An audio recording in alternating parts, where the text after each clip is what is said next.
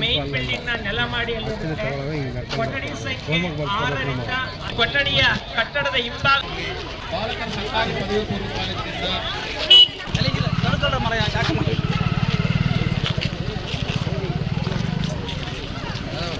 ಏನಪ್ಪ ಎಕ್ಸಾಮ್ ಬರ್ಲಿಕ್ಕೆ ready ಆಗಿದ್ದೀರಲ್ಲ?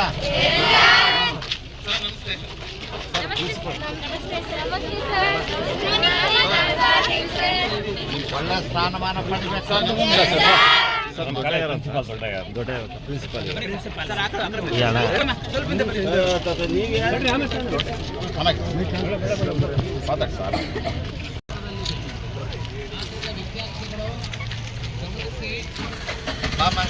Okay, thank you. Bye ಬಾಯ್.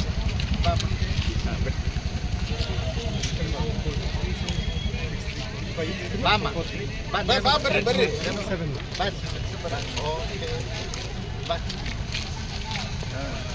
ಬನ್ನಿ.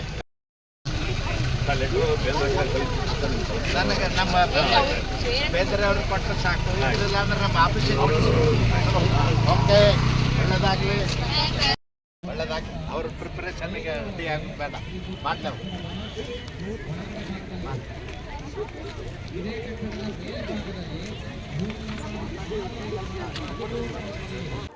ಇಂದು ಪರೀಕ್ಷೆಯನ್ನು ಬರೀಲಿಕ್ಕೆ ಕಾಲೇಜಿಗೆ ಬಂದಿದ್ದಾರೆ.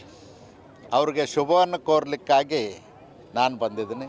ಅದರಲ್ಲೂ ವಿಶಿಷ್ಟವಾಗಿ ನಮ್ಮ ಹೆಣ್ಣು ಮಕ್ಕಳು ಇವತ್ತು ಈ ಸೆಂಟ್ರ್ನಲ್ಲಿ ಎಕ್ಸಾಮ್ ಬರೀತಕ್ಕಂಥವ್ರು. ಅವರು ಸಾಕಷ್ಟು ಶ್ರಮ ಹಾಕಿ ಓದಿ ತಾವು ಮುಂದೆ ಬರಬೇಕು, ಜೀವನದಲ್ಲಿ ತಾವು ವಿಶಿಷ್ಟ ಸಾಧಕರಾಗಬೇಕು ಅನ್ನೋ ದೃಷ್ಟಿಯಿಂದ ಇವತ್ತು ನಮ್ಮ ಹೆಣ್ಣು ಮಕ್ಕಳು ಗಂಡು ಮಕ್ಕಳಿಗಿಂತಲೂ ಹೆಚ್ಚು ಶ್ರಮ ಹಾಕಿ ಪೈಪೋಟಿಯನ್ನು ಮಾಡ್ತಾಯಿದ್ದಾರೆ. ನ್ಯಾಯಸಮ್ಮತವಾದಂಥ ಪರೀಕ್ಷೆಯನ್ನು ಬರೀಲಿಕ್ಕೆ ಅವರು ಬಂದಿದ್ದಾರೆ. ನಾನು ಅವರಿಗೆ ಒಂದು ಮಾತನ್ನು ಹೇಳಲಿಕ್ಕೆ ಬಯಸ್ತೀನಿ.